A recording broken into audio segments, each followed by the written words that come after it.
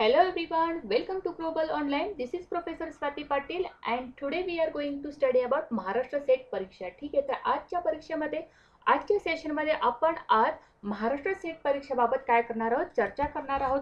जसे की आपली 7 एप्रिलला एक्झाम झालेली आहे. 7 एप्रिलच्या एक्झाम नंतर आपला रिझल्ट अजून पेंडिंग आहे. काही दिवसातच आपला रिझल्टही लागेल. जुलैपर्यंत आपला रिझल्ट लागण्याची जास्त शक्यता असणार आहे. त्या अगोदर बऱ्याच विद्यार्थ्यांच्या आग्रहास्तव काही विद्यार्थ्यांचे स्कोर आले ते सेफ आहेत, ते काय करणार म्हणजे ते क्लिअर होतील. पण काही विद्यार्थी जे सेफ नाही, ज्यांचा स्कोर आलेला नाही, त्यांच्या आग्रहास्तव आपण परत नवीन बॅच सुरू करत आहोत, जी की महाराष्ट्र स्टेट पॉलिटिकल सायन्सची ही आपली नवीन बॅच असणार आहे. ठीक आहे, तर तसं आजच्या सेशनमध्ये आपण काय घेणार आहोत, तर संपूर्ण अभ्यासक्रमाची आपण चर्चा करणार आहोत. ठीक आहे, जे की मराठी आणि पॉलिटिकल सायन्ससाठी जे आपल्या महाराष्ट्र स्टेटची परीक्षा आहे त्याकरिता सगळ्यात महत्त्वपूर्ण गोष्ट कोणती असते, तर ती सगळ्यात महत्त्वपूर्ण गोष्ट म्हणजे अभ्यासक्रम असतो, जो की आपल्या ज्या डेस्टिनेशनपर्यंत पोहोचायचा त्या डेस्टिनेशनपर्यंत जो काही मार्ग आहे तो म्हणजे आपला अभ्यासक्रम असतो. ठीक आहे, म्हणजे त्या अभ्यासक्रमावरूनच आपण आपलं टार्गेट काय करणार आहे, कंप्लीट करणार आहे. आणि त्या अभ्यासक्रमानुसारच आपल्याला आपले काय आहे पेपर सॉल्व्ह करायचे. तर सगळ्यात महत्त्वाचा क्रुशियल पार्ट जो असतो तो अभ्यासक्रम, जो की बऱ्याच विद्यार्थ्यांच्याकडून तो नीट पाहिलाही जात नाही. जसे की BA साठी MA साठी जो काही आपण UG PG साठी अभ्यास केला असतो त्या अभ्यासावरतीच बरेच जण काय करतात, एक्झाम देत असतात. मग त्यावेळी अपयश आले की मग परत आपल्याला असं वाईट वाटतं की नाही, काही गोष्टी आपल्याकडून राहून जातात. मग त्यासाठीच आम्ही हे ग्लोबल ऑनलाईन सेशन तुमच्यासाठीच चालू करत आहोत, की जेणेकरून त्या टार्गेटपर्यंत किंवा ते सक्सेस करण्याकरिता कोणकोणत्या गोष्टी करणं गरजेचं आहे ह्या गोष्टी आम्ही ह्या ठिकाणी तुम्हाला प्रोव्हाइड करतोय, एक मार्ग दाखवत आहोत. त्या अनुषंगानेच आजचं हे सेशन बऱ्याच विद्यार्थ्यांच्या आग्रहास्तव हे सेशन आजचं आपण घेत आहोत, जे की महाराष्ट्र सेट परीक्षेमध्ये ज्यांचा स्कोर कमी आले त्यांच्यासाठी हे अत्यंत महत्त्वपूर्ण ही आपली सिरीज असणार आहे. आणि कसं सेशन वाटते हे तुम्ही मला नक्की कमेंट बॉक्समध्ये कळवा. आणि जर तुम्हाला कंटिन्यू करण्याची इच्छा असेल की ते पॉलिटिकल सायन्सचे अजूनही तुम्ही सेशन घ्या असं जर वाटत असेल तर नक्की मला कमेंट बॉक्समध्ये नक्की कळवा. ठीक आहे, तर माझं नाव प्रोफेसर स्वाती पाटील. मी नेट सेट आहे, तर मी 3 वेळा नेट क्लिअर आहे. पॉलिटिकल सायन्समध्ये सेट क्लिअर आहे, नेट पण पॉलिटिकल सायन्समध्येच क्लिअर आहे. वुमन स्टडीमध्ये सुद्धा नेट क्लिअर आहे. तर याचं नेमकं गमक काय आहे, तर एवढ्या वेळा एक्झाम आणि एका वर्षात फर्स्ट अटेम्प्टमध्ये ह्या गोष्टी सगळ्या झालेल्या आहेत. तर याचं नेमकं गमक किंवा ह्या यशामागचे नेमकी ट्रिक्स काय आहेत, तर जास्तीत जास्त अभ्यासक्रम जो आहे तो आपला तोंडपाठच असला पाहिजे, की नेमकं आपल्याला कशाचा अभ्यास करायचा हे एकदा व्यवस्थित क्लिअर झालं ना की मग आपल्या येणाऱ्या एक्झामसाठी नेमकं काय विचारतात, काय करायला हवं. मग त्यानंतर जे मागील वर्षाचे ज्या काही प्रश्नपत्रिका असतात त्याचं अनालिसिस करणं महत्त्वाचं असतं. मागील काही सेशनमध्ये आपण त्या पद्धतीने काय केलेले आहेत, बरेच व्हिडिओज पण आपल्याला यूट्यूबवर तुम्हाला दिसून येतं, आमच्या प्लॅटफॉर्मवरती सुद्धा तुम्हाला दिसून येतील, तेही तुम्ही बघू शकता. जर तुम्हाला आणखी वाटत असेल की त्या पद्धतीने आणखी व्हिडिओज कट ऑफ किती लागतो, मार्क्स कसे असतात, किंवा कोणकोणती महत्त्वाची पुस्तकं वाचणं किंवा जे रेफरन्स बुक आहे ते कोणकोणती महत्त्वाचे, कसा अभ्यास करायला हवा, जर असं तुम्हाला वाटत असेल तर नक्की मला कमेंट बॉक्स बघते त्या पद्धतीनं नक्की कळवा. ठीक आहे, तर त्या अगोदर मी हे सांगेन की आम्हाला महाराष्ट्र स्टेट एक्झाम जी आपली पॉलिटिकल सायन्सची आहे, जी ग्लोबल ऑनलाईन या कम्प्लीट कोर्समध्ये आपल्याला कोणकोणत्या गोष्टी नेमक्या प्रोव्हाइड केल्या जातात, तर आपल्याला डेली लाईव्ह लेक्चर्स भेटतं. ठीक आहे, म्हणजे लाईव्ह लेक्चर्स प्रमाणे आपल्याला 1 to 1 टॉकिंग करता येतं, 1 to 1 कम्युनिकेशन करता येतं. ठीक आहे, then full syllabus video lectures देखील आपल्याला भेटतात. देन फुल सिलेबस नोट्स देखील आपल्याला भेटून जातात, ज्या की इंग्लिश आणि मराठी दोन्ही माध्यमातून आपल्याला डाउनलोड करून सुद्धा त्या तुम्हाला PDF फॉर्ममध्ये मिळून जातात. मॉक टेस्ट असतात, practice previous years question with solution tricks, जे की महत्त्वाचं मागील वर्षाच्या ज्या काही प्रश्नपत्रिका झाले त्याचे सोल्युशन आणि जे प्रश्न कसे सोडवायचे त्याबाबतचे ज्या काही महत्त्वपूर्ण ट्रिक्स आहेत त्या सगळ्या आपल्याला इथं उपयोगात आणता येणार आहेत आणि त्या आपल्याला सांगता येणार आहेत. कारण आत्ता जी आपली एक्झाम झाली 7 एप्रिल नंतर बऱ्याच विद्यार्थ्यांना त्याचा फायदा झालेला आहे आणि त्या पद्धतीने येणाऱ्या एक्झामसाठी सुद्धा तुम्हाला त्याचा नक्की फायदा होईल. त्या अनुषंगाने हे आपलं सेशन असणार आहे. ठीक आहे, तर ही आपली कम्प्लिटली न्यू बॅच आहे.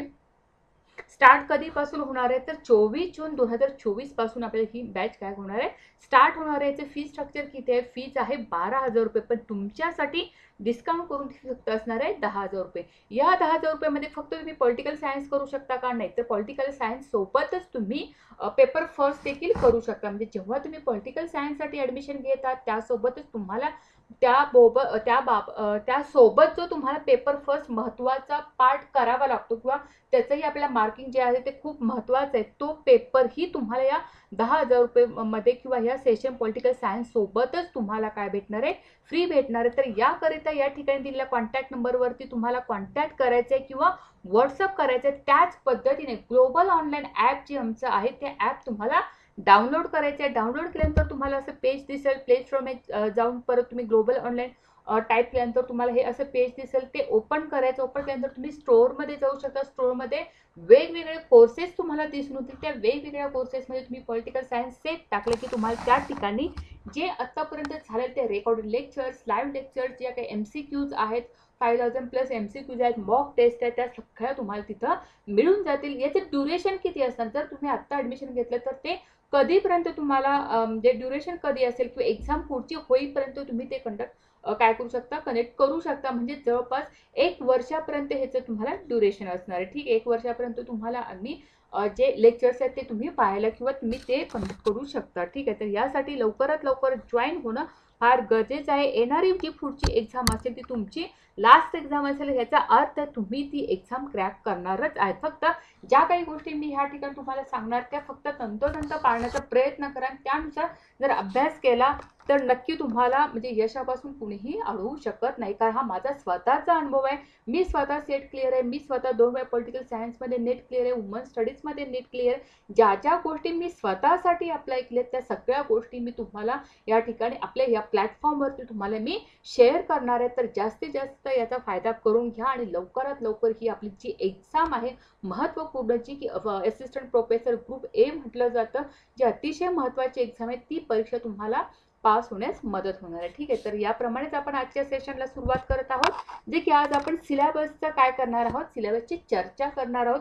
बरं, एक गोष्ट महत्त्वाची या ठिकाणी सांगायला लागेल की आपला जो SPPU वरती जो काही सिलेबस देण्यात याची कंडक्ट करते आपली एक्झाम पुणे युनिव्हर्सिटी, तर त्यामध्ये जे काही आपले सिलेबस देण्यात आले, जो सिलेबस टोटली पूर्णतः आपल्याला तो सिलेबस इंग्लिश माध्यमातूनच दिला आहे. त्यामध्ये कुठेही मराठी माध्यमातून डाउनलोड करण्यासारखी कोणती PDF नाही आहे किंवा तसा सिलेबस देण्यात आलेला नाही. मात्र आज मी इंग्लिश प्लस तुम्हाला मराठी तर सांगणारच आहे, प्लस जे कोणी आता आपल्या ठिकाणी ॲडमिशन घेतील, आपले सेशन जॉईन करतील, त्यांना सुद्धा मराठीमध्ये व्यवस्थित PDF या नोट्स आहेत त्या मराठी माध्यमातून तुम्हाला व्यवस्थितरित्या पाठवल्या जातील किंवा दिल्या जातील. त्यासोबतच हा जो सिलेबस आहे तो सुद्धा PDF फॉर्मॅट आहे, त्या PPT मध्ये तुम्हाला मराठीमध्ये सुद्धा कन्वर्ट करून दिला जाईल. ठीक आहे, तर त्यासोबत आजच्या सेशनमध्ये जसा सिलेबस आपल्याला SPPU ने जसा दिलेला आहे त्या पद्धतीनेच आपण आज चर्चा करणार आहोत. ठीक आहे, तर मात्र सेशनमध्ये आपण मराठीमध्ये नक्की चर्चा करू शकतो. पण आजच्या सेशनमध्ये आपण बघणार की हा कन्सेप्ट पॉलिटिकल थिअरी आहे.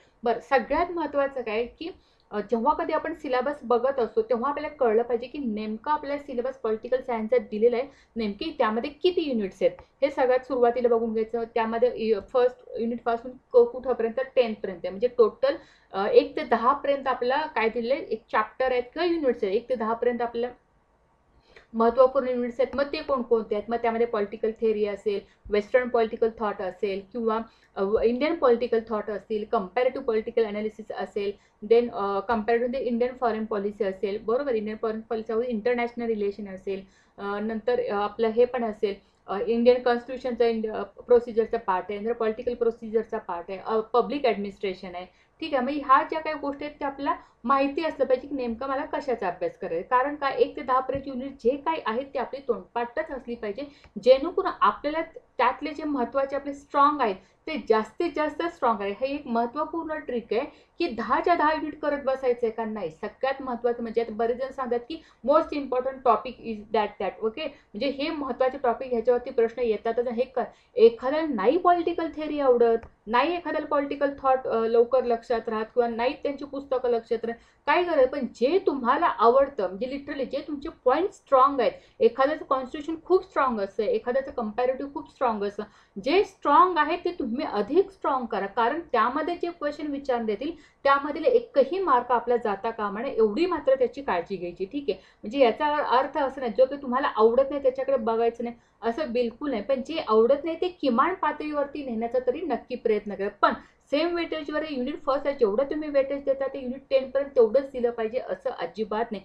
ही खूप महत्त्वपूर्ण ट्रिक्स आहे की जे तुम्हाला आता त्यातले समजा 5 चॅप्टर असे आहेत की ते तुम्हाला खूप फायद्याचे, खूप स्ट्रॉंग आहेत, तर ते 5 परफेक्ट करा, कारण तिथंच 10-10 मार्काचे प्रश्न 40-45 तुम्ही तिथेच मार्क्स घेऊ शकतात. मग बाकीचे राहील तुम्ही 20-25 घेऊ शकता. 70 प्लस करायला काहीच अवघड नाही या ठिकाणी. येते लक्षात. त्यामुळे काय करायचं की जे आपल्याला महत्त्वाचे, आपल्याला स्वतःला जे सोपे वाटतात ते जास्तीत जास्त स्ट्रॉंग करण्याची, जास्तीत जास्त त्याची तयारी करण्याचा प्रयत्न करायचा. ठीक आहे, तर आजच्या सेशनमध्ये आपण बघत आहोत युनिट फर्स्टमध्ये काय दिलं तर पॉलिटिकल थेअरी, त्यालाच राजकीय सिद्धांत असे म्हणतात. आता आपण मराठीमध्ये डिस्कस करत आहोत, तर आपल्याला ही गोष्ट माहिती पाहिजे. राजकीय सिद्धांत आहे. ठीक आहे, राजकीय सिद्धांतामध्ये परत त्यांनी 2 प्रकारामध्ये हे एक कन्सेप्ट म्हणजे एक संकल्पना सांगितलेल्या आहेत आणि काही ट्रॅडिशन्स म्हणजे काही परंपरा, राजकीय परंपराच्या बाबतीत काही गोष्टी सांगितल्या. तर यामध्ये कन्सेप्टमध्ये काय तर लिबर्टी आहे, equality, justice, rights, democracy, power and citizenship. ठीक आहे, तर स्वातंत्र्य आहे, समता आहे, न्याय आहे, हक्क आहेत, लोकशाही आहे, सत्ता आहे आणि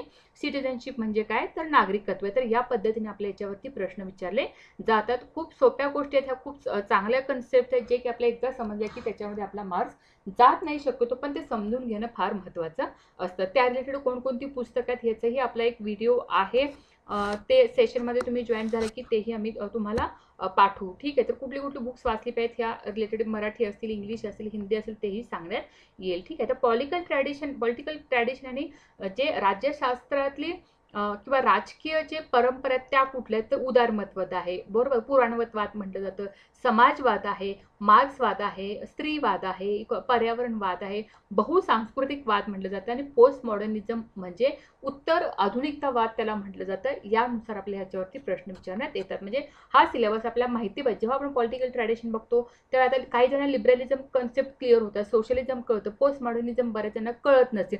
ठीक आहे, काही हरकत नाही, पण किमान त्याच्याविषयी काय कन्सेप्ट आहेत त्या तरी समजून घेणे, त्यातले थिंकर्स कोण आहेत, त्यातले महत्त्वाचे प्रोपोनंट असतील, महत्त्वाच्या थीम असतील त्या लक्षात ठेवणं गरजेचं आहे. ठीक आहे, नेक्स्ट बघूया.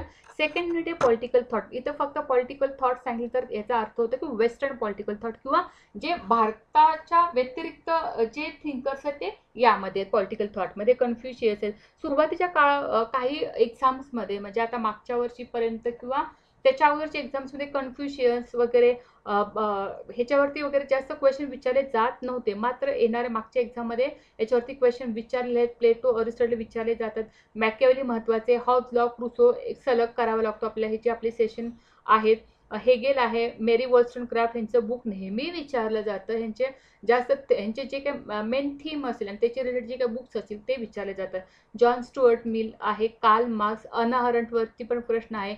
ह्याच्यावरती अजूनपर्यंत प्रश्न विचारला गेलेला नाहीये बरं का. माओ झेडॉंगवरती पण काही प्रश्न आणि रॉल्स थेअरीवर तर नक्कीच असतो. जस्टिस थेअरी त्यांची रिलेटेड आहेत, तर ते दोन्ही ठिकाणी कन्सेप्टवर ती म्हणजे पॉलिटिकल कन्सेप्ट आणि ॲज अ पॉलिटिकल थॉट म्हणून पण ते विचारलं जातं. तर अशा पद्धतीने सेकंड युनिट जे आहे ते पॉलिटिकल थॉटशी रिलेटेड आहे. ठीक आहे, मग यामध्ये आपल्याला परत बघावं लागेल की मला ह्यातलं मी कोणकोणते करतोय, कुठले केलेले नाहीत, कुठल्या याच्यावरती कसे क्वेश्चन पडले, हे आपण पुढे डिस्कस करणारच आहोत. तर आजच्या सेशनमध्ये आपण नेमका सिलेबस काय ते आपण पाहून घेतो. युनिट 3 मध्ये काय दिलंय तर इंडियन पॉलिटिकल थॉट दिलेले. ठीक आहे, इंडियन पॉलिटिकल म्हणजे राजकीय, जे भारतीय राजकीय विचारवंत आहे त्यांचा आपला अभ्यास करायचा. धर्मशास्त्र आहे, कौटिल्यावरती प्रश्न विचारलेले आहे, अगस्तू पण ह्याच्यावरती आहे, बराणीवरती आता हल्ली फारच प्रश्न विचारायला लागलेत, कबीरवरती पण विचारले आहेत, पंडिता रमाबाई आहेत, बाळ गंगाधर टिळक आहेत, स्वामी विवेकानंदावरती नेहमी प्रश्न विचारला जातो, रवींद्रनाथ टागोर आहेत, M.K. गांधी, श्री अरविंदो, पेरियार E.V. रामास्वामी नेहमी विचारला जातो, मोहम्मद इक्बाल आहे, M.N. Roy, V.D. Savarkar, doctor B.R. Ambedkar, Jawaharlal Nehru, Ram Manohar Lohia, Jayaprakash Narayan, Deendayal Upadhyay. अशा पद्धतीने आपल्या एकंदरीत जे भारतीय राजकीय विचारवंत आहेत त्यांचा आपल्याला अभ्यास करायचा आहे. सांगण्याचा उद्देश आहे की हे तुम्हाला जेव्हा जेव्हा तुम्ही माझं आपलं हे सेशन बघत राहाल तेव्हा तेव्हा तुमच्या लक्षात येईल की नेमकं आपल्याला काय करायचं. सिलेबस आपण काय करतो, वाचायला घेतो तेव्हा कंटाळा करतो, की नाही काय हे सगळेच म्हणजे थिंकर पण झालेलं असं आपल्याला वाटतं. पण ह्याचा अर्थ असं नाही, कारण जेव्हा UG-PGला आपण अभ्यास केला ह्याच्यापेक्षा जास्त थिंकरचा आपण विचारवंतांचा अभ्यास केलेला. ठीक आहे, हे कमी थिंकर आहेत त्या मनाने आणि ह्या प्रत्येकांचा आपण कुठल्या ना कुठल्या इयरमध्ये आपण अभ्यास केलेला आहे. त्यामुळे यासाठी कुठे घाबरून जाण्याची गरज नाही. खूपच आहे वगैरे अजिबात असं नाही. यांचं जास्तीत जास्त काय विचारलं जातं आता वेस्टर्न पॉलिटिकल थॉटमध्ये तर जास्तीत जास्त त्यांची पुस्तकं, त्यांची मेन थीम याच्यावरती जास्त फोकस असतो. ठीक आहे ना. इंडियन पॉलिटिकल थॉटवरती ज्यांची मेन थीम आहे, ज्यांचा क्रक्स असतो की नेमकं ह्या म्हणजे हा विचारवंत म्हणले की ह्याच्यासमोर हे आल्याच पाहिजे गोष्टी. तर ह्या अशा ज्या काही गोष्टी असतील त्या रिलेटेड इंडियन पॉलिटिकल थॉटवरती क्वेश्चन विचारले जातात. तेही आपण आज म्हणजे आपल्या सेशनमध्ये पाहणार आहोत. ठीक आहे. पुढचं आहे युनिट 4 जे की कंपॅरेटिव्ह पॉलिटिकल अनालिसिसचा अतिशय महत्त्वाचा पार्ट आहे.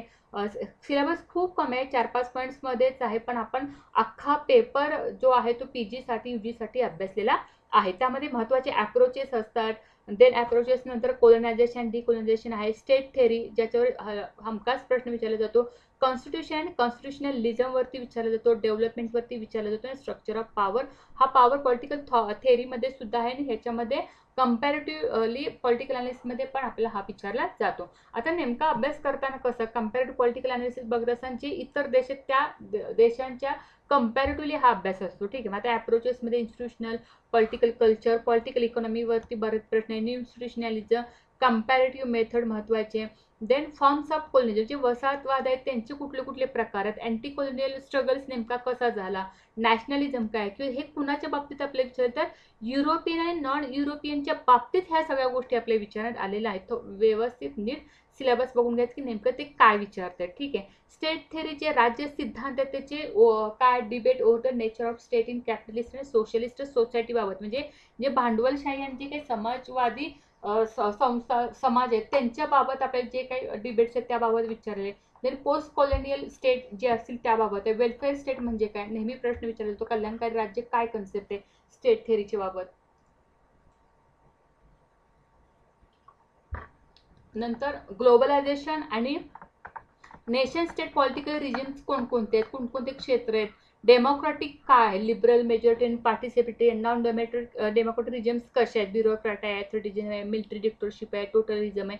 म्हणजे हा सिलेबस बघा किती कमी होत जातो आपल्याला स्टेट थेअरी बाबत. ह्यावरती प्रश्न विचारले जातात. एकदा बेसिक कन्सेप्ट क्लिअर केले की आपल्याला येणारा कोणताही क्वेश्चन असेल तो काय होणार सोडवायला सोपा जाणार. सिलेबस कसाही कितीही अवघड वाटत असला तरी सुद्धा तो समजून घेणं फार महत्त्वाचं आहे. देन कॉन्स्टिट्यूशन आणि जे संविधान आणि संविधानवाद आहे त्यामध्ये त्याचे प्रकार आहेत संविधानाचे, रूल ऑफ लॉ कायद्याचे राज्य काय, ज्युडिशियल इंडिपेंडन्स म्हणजे जे न्यायिक पद्धतीचं स्वातंत्र्य ते कसं आहे, देन लिबरल कॉन्स्टिट्युशनलिझम काय, उदार उदार जे संविधानवाद आहे ती कन्सेप्ट काय, इमर्जन्सी पॉवर क्रायसिस ऑफ कॉन्स्टिट्युशनलिझमचे बाबतचे जे काही इमर्जन्सी क्रायसिस असतील पॉवर्स असतील ते बघायचे. डेमोक्रॅटायझेशन आहे, डेमोक्रॅटिक ट्रान्झिशन अँड कोलेस्टायझेशन जे की आपले ह्याबाबत अनेक प्रश्न विचारण्यात आले. आपल्याला MCQ फॉर्ममध्ये सुद्धा आपले काही सेशन आहेत तेही तुम्ही बघू शकता. डेव्हलपमेंटमध्ये under development, dependency, modernisation, world system theory, development and democracy. Structure of पॉवरमध्ये रुलिंग क्लास आहे, पॉवर इलेट्स आहे, डेमोक्रेटिक ॲक्टर अँड प्रोसेस आहे, इलेक्ट्रोल सिस्टीम आहे, पॉलिटिकल पार्टीज आणि पार्टी सिस्टीम महत्त्वाची आहे, इंटरेस्ट ग्रुपवरती प्रश्न विचारले आहे, सोशल मुवमेंटवरती विचारला जातो, न्यू सोशल मुवमेंट्सवरती विचारला जातो, नॉन गव्हर्नमेंटल ऑर्गनायझेशन ज्या NGO आहेत त्यांच्या रिलेटेड ते सिव्हिल सोसायटी कंपेअर आणि रिव्हॉल्युशनच्या बाबत स्ट्रक्चर ऑफ पॉवर बाबत विचारलं जातं. आता यावेळी बऱ्याच वेळा काय होतं युनिट 4 मधला बराच सिलेबस युनिट 5-6 मध्ये सुद्धा जशाच तसा आलेला आहे, पण ह्याचा अर्थ असा होतो की आपल्याला जे काही विचारलं जातं ते कंपॅरेटिव्ह बाबत विचारलं जातं किंवा इंटरनॅशनल बाबत विचारलं जातं, तर ते आपण बघणार. तर पुढचं युनिट काय युनिट 5 मध्ये इंटरनॅशनल रिलेशन आहे. अतिशय महत्त्वाचं आहे, अतिशय सोपा पार्ट आहे, व्यवस्थित केला की ह्याचे आउट ऑफ मार्क्स येतात आपल्याला. ठीक आहे. तर यामध्ये परत आपले अप्रोचेस जे प्रत्येक युनिटच्या बाबत काही ज्याचे अप्रोचेस आहेत ते आपल्याला विचारण्यात आलेले आहेत. महत्त्वाचे अप्रोचेस हे सगळे करून घ्यायचे आहेत कारण हे खूप महत्त्वाचे, ह्याच्यावरती नेहमी प्रश्न विचारले जातात. आयडियलिझम आहे, रिअलिझम आहे, स्ट्रक्चरल मार्क्सिझम आहे, न्यू लिबरलिझम आहे, न्यू रिअलिझम आहे. ठीक आहे. म्हणजे आदर्शवाद असेल, रिअलिझम असेल, वास्तववाद म्हणलं जातं किंवा स्ट्रक्चरल मार्क्सिझम आहे, आपल्याला न्यू लिबरलिझम आहे, नव उदारमतवाद आहे, नव वास्तववाद आहे, सोशल कन्स्ट्रक्टिव्हिझम आहे, संरचनात्मक सामाजिक गोष्टी आहेत, क्रिटिकल इंटरनॅशनल थेअरी नेहमी विचारला जातो जो काही इंटरनॅशनल थेअरी क्रिटिकल आहे त्याबाबत, स्त्रीवाद आहे आणि पोस्ट मॉडर्निझम इथं पण आलेलं आहे. मागाशी पण आपल्याला तिथंही आपण केलेलं होतं पण तो थॉटच्या बाबत किंवा थेरॉटिकल कन्सेप्टनुसार केलं होतं. तर आता या ठिकाणी आपण इंटरनॅशनल बाबत किंवा इंटरनॅशनल रिलेशन आंतरराष्ट्रीय संबंधाबाबत ही गोष्ट या ठिकाणी करायची. कन्सेप्ट कोणकोणते आहेत, स्टेट सिस्टीम, मागाशी स्टेट थेअरी पण आलेली होती, नॉन स्टेट ॲक्टर्स कोणकोणते आहेत, power, sovereignty, security, traditional and non traditional. तर ही सिक्युरिटी जी आहे ती ट्रॅडिशनल अँड नॉन ट्रॅडिशनल बाबतीत जी आहे त्याबाबत आपल्याला प्रश्न विचारण्यात येतात. कॉन्फ्लिक्ट अँड पीस बाबत changing of nature of warfare नेमकं कसं आहे, वेपन ऑफ मास डिस्ट्रक्शन कसं आहे, डिटरन्स याच्यावरती प्रश्न विचारले जातात, कॉन्फ्लिक्ट रिझोल्युशन कसं आहे, कॉन्फ्लिक्ट ट्रान्सफॉर्मेशन कसं झालेलं आहे, तर यावरती इंटरनॅशनल रिलेशन बाबत प्रश्न विचारण्यात येतात. अतिशय महत्त्वाचा ह्यामधला हा पार्ट आहे युनायटेड नेशन. हमखास प्रश्न येतो आणि आमका अगदी व्यवस्थित करणं गरजेचं आहे. One by one, step by step ह्या गोष्टी होणं गरजेचं आहे. युनायटेड नेशनचे महत्त्वाचे आपले एम्स माहिती पाहिजे, ऑब्जेक्टिव्ह काय आहे, स्ट्रक्चर अँड इव्होल्युशन कसं झालेलं आहे, किंवा पीस अँड डेव्हलपमेंट पर्स्पेक्टिव्ह कसं आहे, ह्युमॅनिटेरियन इंटरव्हेन्शन त्यांचं कसं आहे, जे इंटरनॅशनल लॉज आहेत, इंटरनॅशनल क्रिमिनल कोड कुठे आहे, किती सदस्य असतात, केव्हा त्यांचे सभा भरतात वगैरे, या गोष्टी युनायटेड जास्त डिटेल्स नाही आहे, पण जे दिलंय ना ते अगदी आपल्याला व्यवस्थित करायचे. ठीक आहे. पुढचं आहे political economy of international relation. मग त्यामध्ये पॉलिटिकल इकॉनॉमी इंटरनॅशनल रिलेशन बाबत ग्लोबलायझेशन आहे, ग्लोबल गव्हर्नन्स आहे, ह्याच्यावरती प्रश्न आहे, Bretton Woods system, north south डायलॉगवरती, आणि हे सगळ्यात महत्त्वाचं आहे WTO, G20 आणि ब्रिक्स. हे पुढेही आपल्याला पुढच्या इंडियन फॉरेन पॉलिसीमध्ये सुद्धा हे आपल्याला करावं लागणार आहे. रिजनल ऑर्गनायझेशन खूप महत्त्वाचं आहे, अजिबात स्किप करायचं नाही. युरोपियन युनियन महत्त्वाचं आहे, African Union, Shanghai cooperation organisation आहे, एशियन पण अतिशय महत्त्वाचे आहे. त्यासोबतच जे काही कंटेम्पररी समकालीन जे काही आव्हाने असतात ते मग आंतरराष्ट्रीय दहशतवाद असेल, क्लायमेट चेंज आणि एन्व्हायरमेंटल कन्सर्न असेल, ह्युमन मानवी हक्काबाबत असेल, किंवा मायग्रेशन आणि रिफ्युजी बाबत असेल, पॉवर्टी बाबत आहे, role of religion, culture, identity, politics बाबत जे काही महत्त्वाचे समकालीन आव्हाने आहेत ते आपल्याला करायचे. आणि ते सगळं आपण काय करणार आहे आपल्या सेशनमध्ये करून घेणार आहोत. ठीक आहे. याच्यासमोर पुढचं आहे ते युनिट 7. ते सांगितलं की इंडियाज फॉरेन पॉलिसी, त्याच पद्धतीने ज्यामध्ये perspective of India's foreign policy काय, तर त्यात post colonial development, rising power आणि इमर्जिंग पॉलिटिकल इकॉनॉमी असेल. Continuity and change in India's foreign policy, कशी फॉरेन पॉलिसी बदलत जाते याच्यावरती. प्रिन्सिपल्स अँड डिटर्मिनंट्स कुठले, तर नॉन एलिमेंट म्हणजे अतिशय महत्त्वाचे आहे, जी की आपली गुटनिरपेक्ष म्हटलं जातं, आदित्यवादी चळवळ म्हटलं जातं. हमखास प्रश्न असतो त्याचा हिस्टॉरिकल बॅकग्राऊंड काय, किंवा त्याचे रिलेव्हन्स आत्ता काय, त्याच्यावरती हमखास प्रश्न विचारले जातात आणि ते पुढेही आपल्याला दिसून येईल. इंडियन न्यूक्लिअर पॉलिसी पर्यंत पण जे महत्त्वाचे आतापर्यंत तेही आपण बघणार आहोत. इंडियाच रिलेशन विथ मेजर पॉवर, आता ह्या ठिकाणी मेजर पॉवर्स मध्ये 3च येतात, अमेरिका येतं, रशिया येतं आणि चायना येतं. मेजर म्हणजे जे महत्त्वाचे महासत्ता आहेत त्यांच्यासोबतचे भारताचे संबंध कसे आहेत या ठिकाणी आपल्याला ते करायचे. Then engagement with multipolar world, बाकीचे जे काही मल्टीपोलर नाही, आता हे नेबरहुड हे पण इथे मध्येच घेते. हे महासत्ताबरोबर आणि शेजारील राष्ट्रासोबत आपले संबंध कसे आहेत ते आपल्याला करायचे. सार्क असतील, किंवा गुजराल डॉक्ट्रिनच्या पद्धतीने जे लुक ईस्ट म्हणतात, किंवा लुक वेस्ट वगैरे जे आहे, ईस्ट ॲक्ट ईस्ट वगैरे, किंवा लुक वेस्ट याबाबत हे आपल्याला नेबरहुडच्या बाबत अतिशय सोपा पाठ आहे तो करायचा आहे. मल्टीपोलर वर्ल्डच्या बाबत आपण काय, मल्टीपोलर वर्ल्ड इंडियाज एंगेजमेंट म्हणजे त्यांची India's engagement with multipolar world म्हणजे युरोपियन युनियन असेल, कुणासोबत, तर India's relation with European union असेल, ब्रिक्स असेल, एशियन सोबत. आता मगाशी आपले जे एशियन ब्रिक्स बघितलं आपण, किंवा G20 बघितलं, ते कशा संदर्भात होतं, तर ते इंटरनॅशनल रिलेशनच्या संदर्भात होतं. पण आता ह्या ठिकाणी आपल्याला इंडियाचे, भारताचे त्यांच्या बरोबरचे असलेले रिलेशन्स कसे आहेत याबाबत, कारण टॉपिकचं नावच आहे किंवा युनिटचं नावच आहे की भारताचे परराष्ट्राशी संबंध किंवा परराष्ट्राशी असलेले धोरण कसे, म्हणजे इंडियाज फॉरेन पॉलिसी नेमकी कसे याबाबत आहे. तर या रिलेटेड आपल्याला ते प्रश्न किंवा या रिलेटेड जे काय आपल्याला मटेरियल आहे ते वाचणं गरजेचं असतं, किंवा त्या रिलेटेड करंट इश्यूज पण बघणं गरजेचं असतं.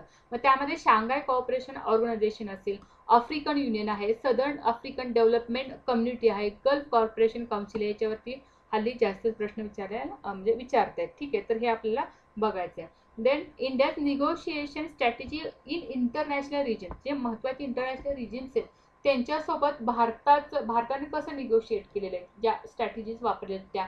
मग त्यामध्ये युनो असेल, युनायटेड नेशन आहे, वर्ल्ड ट्रेड ऑर्गनायझेशन WTO आहे, इंटरनॅशनल मॉनिटरी फंड म्हणजे IMF आहे. ठीक आहे. Inter governmental panel on climate change, त्यालाच IPCC म्हटलं जातं, त्यांच्यासोबत भारताचं वाटाघाटीचं धोरण नेमकं कसं आहे हे यामध्ये आपल्याला म्हणजे कळते का. जे सिलेबस दिलाय तो मराठीमध्ये प्रॉपर आपल्याला नेमकं मला ह्यामध्ये काय करायचं. आता कंटेम्पररी चॅलेंज म्हणजे जेव्हा आपण नीट 6 बघतो की भारताचे परकीय धोरण नेमकं काय, तर परकीय धोरणामध्ये आपण काय बघतो की नेमकं पर्स्पेक्टिव्ह काय आहेत, की नेमकं दृष्टिकोन कोण आहे हे बघितलं की आपण परत त्याचे चेंजेस काय काय झालेत का, चेंजेस म्हणजे नेमकं काय, मग म्हणजे आदित्यवाद चळवळीपासून ते जवळपास इंडियन न्यूक्लिअर पॉलिसी तिथपर्यंत.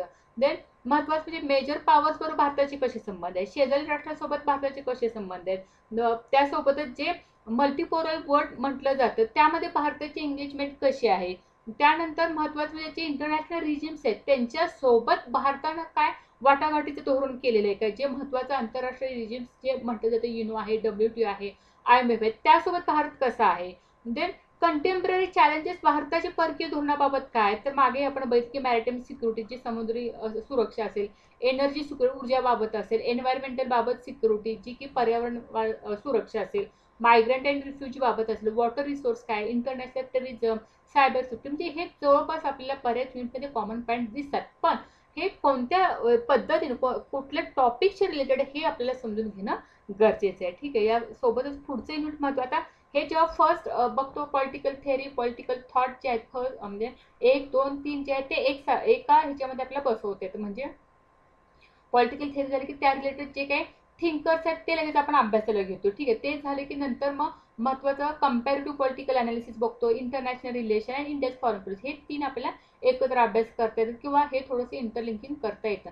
त्यानंतर 7 आणि 8 आपले एकत्र करता येतं. 7 मध्ये काय अतिशय महत्वाचा आणि अतिशय सोपा टॉपिक बऱ्याच जण जातो, तो पॉलिटिकल इन्स्टिट्यूशन इन इंडिया, ज्यालाच आपण बरेचसे त्याच्यामध्ये जो कॉन्स्टिट्यूशनचा भाग असतो तो बराच याच्यामध्ये, जी की भारताची जी काही संस्थात्मक क्रिया आहे, राजकीय प्रक्रिया, त्यामध्ये सांगितली असते. मग कॉन्स्टिट्यूशन होण्यासाठी कोणकोणत्या गोष्टी झाल्या, making of the Indian constitution काय झालं, त्यासाठी कॉन्स्टिट्यूशन असेंब्ली तयार करायला लागली, मग त्याचे कंपोजिशन, कॉन्स्टिट्यूशन डिबेट्स असतील, फिलॉसॉफी नेमकी काय, कॉन्स्टिट्युशनलिझम इंडिया मधलं नेमकं काय आहे, युनियन एक्झिक्युटिव्ह मध्ये कोण येतं, संघ कार्यकारिणीमध्ये जे की president, prime minister, council of minister असेल, युनियन पार्लमेंटमध्ये काय, मग पार्लमेंटचं संसदेचं कसं स्ट्रक्चर असेल किंवा रोल अँड फंक्शनिंग कसं आहे, पार्लमेंटरी कमिटी म्हणजे ज्या काही संसदीय समित्या आहेत त्या नेमक्या कोणकोणत्या आहेत त्याही आपल्याला लक्षात घेता येईल.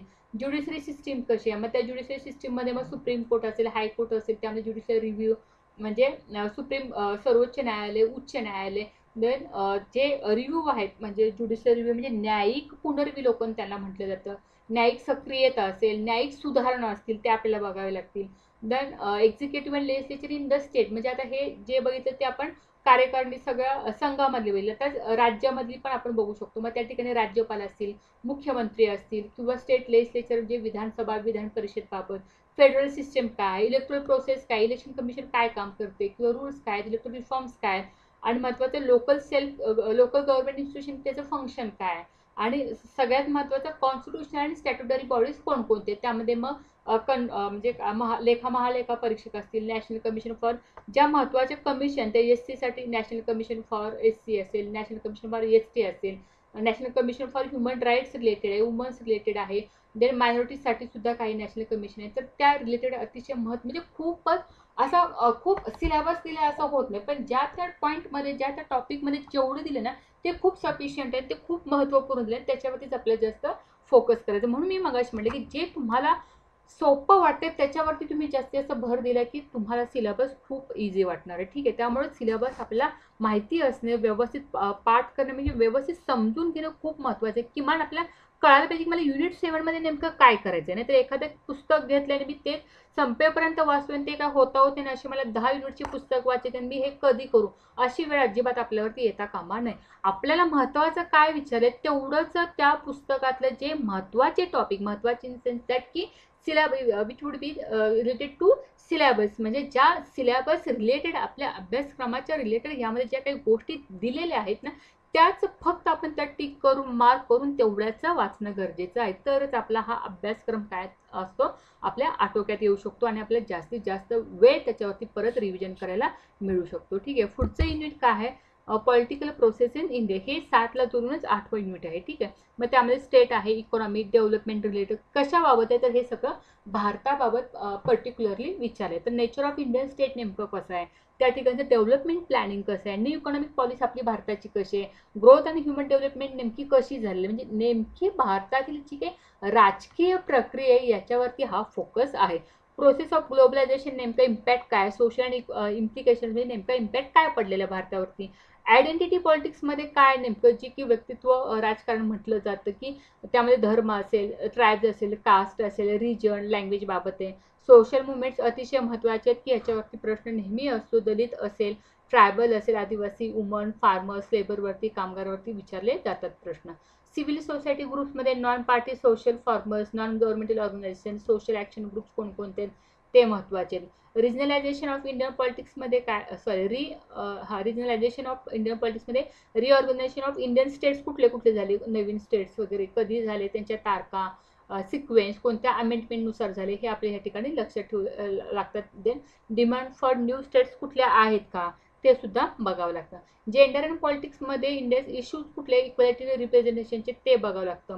Ideology and social basis of political parties मध्ये नॅशनल पार्टीज कुठल्या आहेत, स्टेट पार्टीज कुठल्या आहेत, इलेक्ट्रो पॉलिटिक्समध्ये पार्टिसिपेशन कसं आहे, कंटेन्सेशन कसं आहे, रिप्रेझेंटेशन कसे आहे, सध्याची इमर्जन्सी ट्रेंड्स कुठले कुठले त्याच्यावरती प्रश्न विचारले जातात. ह्याचं आपलं सगळं रेकॉर्डेड लेक्चर प्लस याच्यावरती सगळे MCQs आपले तयार आहेत.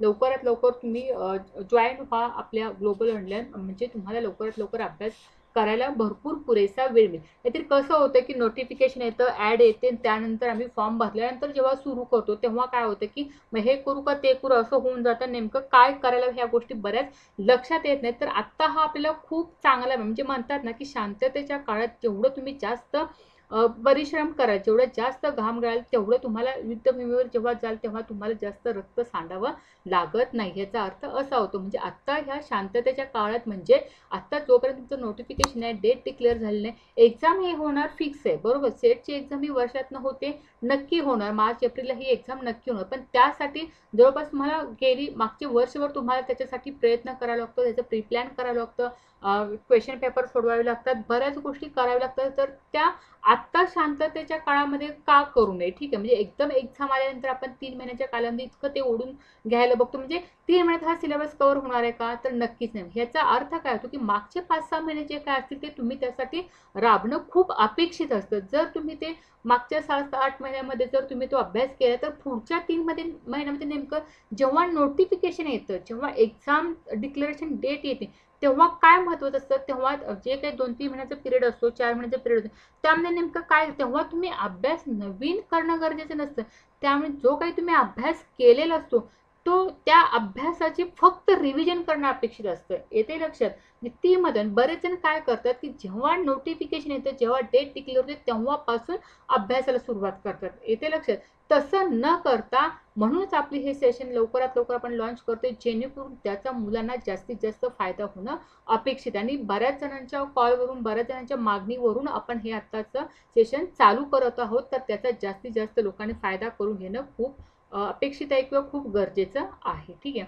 पुढे आहे की 9व्या युनिटमध्ये काय, तर पब्लिक ॲडमिनिस्ट्रेशन खूप जणांचा आवडता विषय आहे. त्याच्यामध्ये पब्लिक ॲडमिनिस्ट्रेशनमध्ये बघा काय काय विचारले आपल्या. Public administration theories and concepts आहेत, थेरीज ऑफ प्रिन्सिपल ऑर्गनायझेशन संघटनेच्या बाबत आहे, मॅनेजिंग ऑर्गनायझेशन संघटनेबाबत, ऑर्गनायझेशन कम्युनिकेशन आहे, managing conflict of the organisation आहे. तर हे मेरी पार्कर फुलेट पीटर हे खूप कमी याच्या मॅनेजमेंट ऑफ ह्याच्या काही यांची जी बुक्स आहेत आणि मॅनेजमेंट ऑब्जेक्ट कुणाचे असेच लिटरली म्हणजे इतके सोपे प्रश्न याच्यावरती विचार. म्हणजे किती टॉपिक, म्हणजे पब्लिक ॲडमिनिस्ट्रेशन फक्त किती गोष्टी करायच्यात हे लक्षात घ्या. म्हणजे 4-5च पॉईंट्स आहेत की त्याच्यावरती आपल्याला जास्त फोकस करायचं, ते आपल्याला जमलं पाहिजे. म्हणजे सिलेबस जो आहे ना तो आवाक्यात घ्यायला जमलं पाहिजे, तरच आपल्या ह्या परीक्षेचा जास्तीत जास्त फायदा होऊ शकतो. येते लक्षात. सिलेबस का डिस्कस करतोय, कारण नेमका सिलेबस काय तो माझ्या आवाक्यात आल्यानंतर मी तिथून पुढे कसा, म्हणजे हा एक खूप मोठा कॉन्फिडन्स असतो. जेव्हा सिलेबस प्रॉपर कळतो ना तेव्हा आपल्याला कळते की मला नेमकं काय करायचं आणि काय केलं पाहिजे.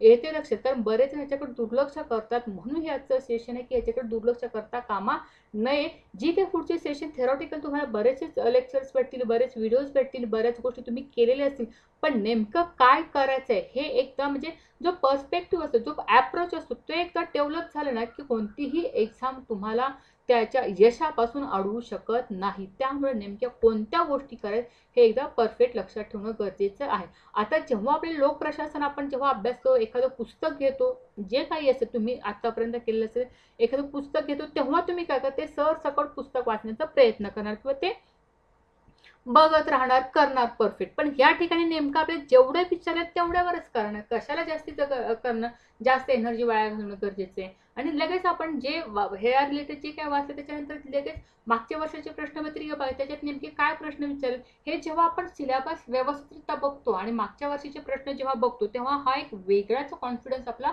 वाढून जातो आणि आपल्याला अभ्यास करण्याची जास्तच काय ते जास्त अभ्यास करावासा वाटतो. मी हे वाचणं जे असतं ना ते अतिशय महत्त्वाचं, म्हणजे कोणीतरी सांगून अभ्यास करणं ही गोष्ट वेगळी आहे, पण जेव्हा स्वतःहून वाटतं तेव्हा त्याचा अभ्यास जो आहे ते काय करतो, पुढे ग्रीप घेत असतो आणि त्याला तो यशापर्यंत पोहोचवत असतो. ठीक आहे, तर अशा पद्धतीने आपल्या पब्लिक ॲडमिनिस्ट्रेशनमध्ये मिनिंग, इव्हॉल्युशन आहे.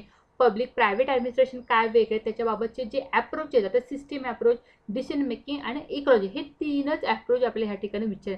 त्याच्या व्यतिरिक्त जे काही अप्रोच असतील ते बघणं सुद्धा गरजेचं नाही, जेवढे दिले तेवढंच करा. ठीक आहे, सायंटिफिक मॅनेजमेंट थेरी आहे, रॅशनल चॉईस थेरी आहे, न्यू पब्लिक ॲडमिनिस्ट्रेशन आहे, आजकाल याच्यावरती बरेच प्रश्न विचारले जातात.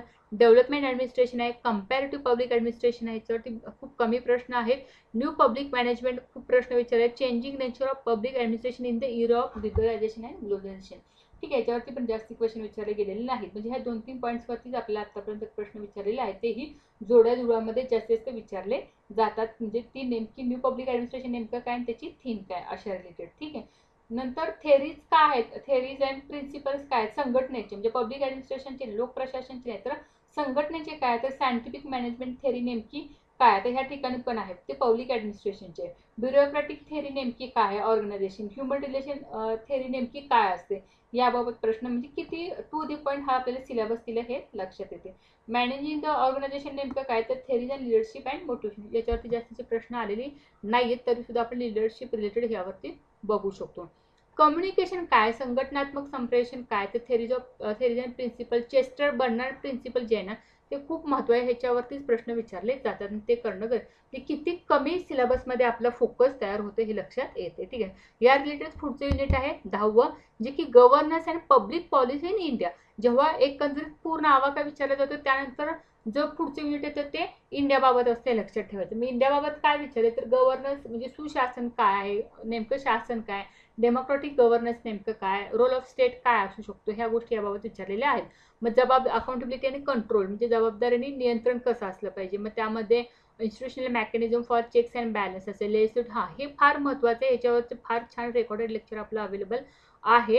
एमसीक्यूज पण ह्याच्यावरती खूप चांगले केलेले आहेत, तेही तुम्ही बघू शकता.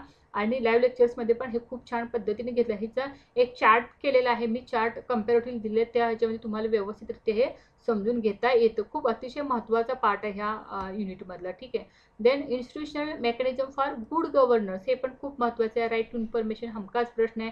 ग्राहक संरक्षण कायदा आहे, सनद आहे सिटीजन बाबत, जे ग्रीव्हन्सेस रिड्रेस सिस्टीम म्हणजे तक्रार बाबतचे सिस्टीम आहेत त्या आहेत. अम्बुड्समन हमखास प्रश्न, लोकपाल, लोकायुक्त हमखास प्रश्न आहे. देन ग्रासरूट गव्हर्नन्स, पंचायत राज इन्स्टिट्यूशन, हे मागेही आपल्याला आलेलं होतं, तेही आपण 7व्या युनिटमध्ये केलेलं आहे, याही ठिकाणी आपल्याला करावं लागेल. प्लॅनिंग अँड डेव्हलपमेंट बाबत काय, हेच आहे decentral planning for development, sustainable development, ह्याच्यावरती गोल्सवरती वगैरेचे प्रश्न विचारले जातात. पार्टिसिपेटेड डेव्हलपमेंट, ई गव्हर्नन्स काय, 10 वेळा प्रश्न विचारला असतो याच्यावरती, खूप ई गव्हर्नन्सवरती. नीती आयोगवरती पण कमी आले, पण विचारणे शक्यता आहे. Public policy as a instrument of socio economic development, हा हे अतिशय महत्त्वाचं आहे. जे रेफरन्स जे हाऊसिंग असेल, हेल्थ असेल, drinking water, food security, MNREGA हमखास प्रश्न, NHRA हमखास प्रश्न, RT बाबत हमखास प्रश्न विचारले जातात. Monitoring and evaluation of public policy, त्याच्यामध्ये mechanism of making governance process accountability, जनसुनवाईवरती प्रश्न आहे. सोशल ऑडिट, म्हणजे दोनच आहे याच्यामध्ये बघा, जनसुनवाई आणि सोशल ऑडिट, याच्यावरती प्रश्न विचारले जातात. म्हणजे अशा पद्धतीने आपल्याला वन बाय वन आज आपण सिलेबस बघितलेला आहे. युनिट फर्स्ट युनिट 10 पर्यंत तुम्हाला लक्षात पण असेल की इतका जेवढा सिलेबस मोठा वाटतो तितका हा सिलेबस जरी मोठा असला तर युनिट वाईज तो खूप कमी केलेला आहे आणि तितकंच आपल्याला करणं गरजेचं आहे. ठीक आहे, ह्या पद्धतीनेच आपल्याला येणाऱ्या सेशनमध्ये आपण बऱ्याच गोष्टींची चर्चा करायची, नेमके कसे मार्क्स आले पाहिजेत, किती मार्क्स आले पाहिजे, किती मार्क्सला पास होतं ना, आपला रेशो कसा असला पाहिजे, फर्स्ट पेपरला किती आले पाहिजे, फक्त सेकंडला किती आले पाहिजे, किती मार्क्सपर्यंत आपण किती सेफ होऊ शकतो. मार्कांच्या बाबतीत का बोलते, कारण अभ्यास सगळेजण करतात, पण एक टार्गेट फिक्स झालं पाहिजे की नेमकं मला कुठंपर्यंत जायचं, नेमकं मला किती मार्क्स घ्यायचे जेणेकरून मी क्वालिफाय होऊ शकतो. येतं लक्षात. मी ह्या सगळ्या ज्या काही गोष्टी महत्त्वाच्या दृष्टिकोनात्मक ह्या ज्या काही महत्त्वाच्या गोष्टी आहेत त्या आपल्याला ह्या सेशनमध्ये किंवा आपल्या ग्लोबल ऑनलाईन प्लॅटफॉर्मवरती सगळ्या तयार करून घेण्यात येतील. त्यामुळे जास्तीत जास्त लोकांनी लवकरात लवकर ॲडमिशन घेणं खूप महत्त्वाचं आहे, जे की आपलं सेशन 24 जूनपासून आपण सुरू करणारच आहोत. त्यावर जरी तुमचे काही सजेशन असतील, काही कमेंट्स असतील तर नक्की मला कमेंट बॉक्समध्ये कळवा. आणि आजचं सेशन नेमकं आपल्याला कसं वाटलं हेही नक्की मला जरूर कळवा. ठीक आहे, तर आजच आपण ह्या ठिकाणी थांबवत आहोत. नेक्स्ट मला कमेंट बॉक्समध्ये नक्की कळवा की कोणकोणत्या गोष्टी घेणं गरजेचं आहे, त्या पद्धतीने आपण घेत जाऊ. ठीक आहे, ओके, धन्यवाद.